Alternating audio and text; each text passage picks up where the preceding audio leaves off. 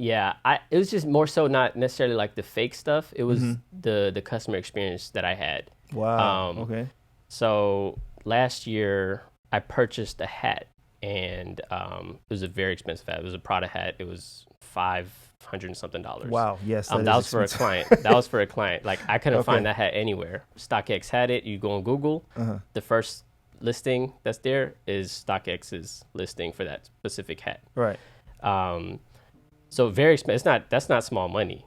I bought the hat, so StockX takes the money. They're saying the buyer is gonna send this. I'm sorry, the seller is gonna send this to us for authentication. Okay. So the person sends it to StockX. Turns out to be fake. Wow. StockX notifies me, says. So let me bring. How long did that process take for them to do that? Because now it's like we're in the day of like this should be instant on technology wise. And but I'm a pretty patient person. Yeah. Is this more than 5 days? Yes. 3 days? 5 days? So between the time that I ordered it and I got that email notification, 5 days probably passed. And I'm pretty patient. I plan this out. I'm communicating with my client because I'm gonna make a markup on this too. Right. So that was the only place that I could find it. They just want the product. Right. So I when I ordered on StockX, about 5 days pass. They notify me. It didn't pass the authentication process. All right, cool. Let me just get my money back. I'll go somewhere else and try to find it somewhere else. I didn't get my refund. Maybe 7-8 days passed. I reach out. Hey, I didn't get a refund.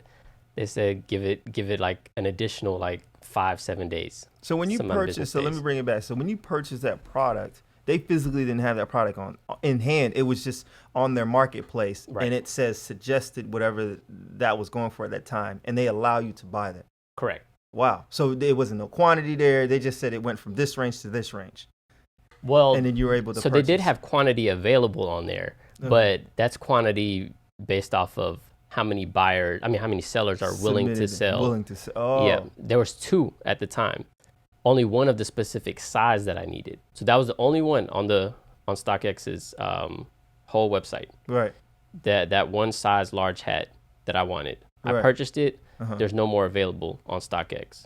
So I'm just waiting for the seller to, send it to StockX and then StockX to send it to me. Okay. I'm expecting maybe at most 2-week turnaround time. But 5 days go by. I get the email notification saying it didn't pass inspection. Cool. Let me just get my money back and I'll go buy it somewhere else. I'll try to get it somewhere else. And so now your money's in limbo. It's just money's in limbo. This dragged on for about a month. Wow. Still never got my money back. 30 days. So then I had to go and contact my bank, go through all the hassle of the bank having to give me the money back. Right. Because StockX is not communicating efficiently. Like they're not meeting their quoted time. They're saying that you'll get your money back in 5 days. And I didn't mind that at all. As long as you're like keeping that line of as long as even if you're communicating with that, like you say, okay, we'll refund you. You should expect your money back in X amount of days. Right. But when that doesn't happen, then it's like, come on, like what's going on? Wow. So yeah, that was a terrible like buying experience. So at the end of the day, you got your money back from the bank. Yeah. Then did they send you an email? Did they cancel your account? Did they say, oh man, what was the? A few days later, maybe like a week passed after I got my money back from my bank. And then I followed up with StockX and I said, hey, you guys know you didn't send me a refund. And I gave them a reference number. I keep track of all this stuff. So I'm keeping track of like the order number, the reference number. I'm saying what's going on. And then it's a different like representative every single time. Oh, okay. And so one representative, I guess, figured it all out and was like, oh, sorry, we'll send you a refund. So I got double refunded. So they game me a refund. My bank can't give me the. They did ban my account after that though. Oh, because there was an open dispute. Because I disputed it with my bank initially. So then I had to go and communicate with them, asking like, what's going on with that? Like my account, like if I'm not gonna use my account, I would at least like to sell it because my account is still because the StockX has different tiers.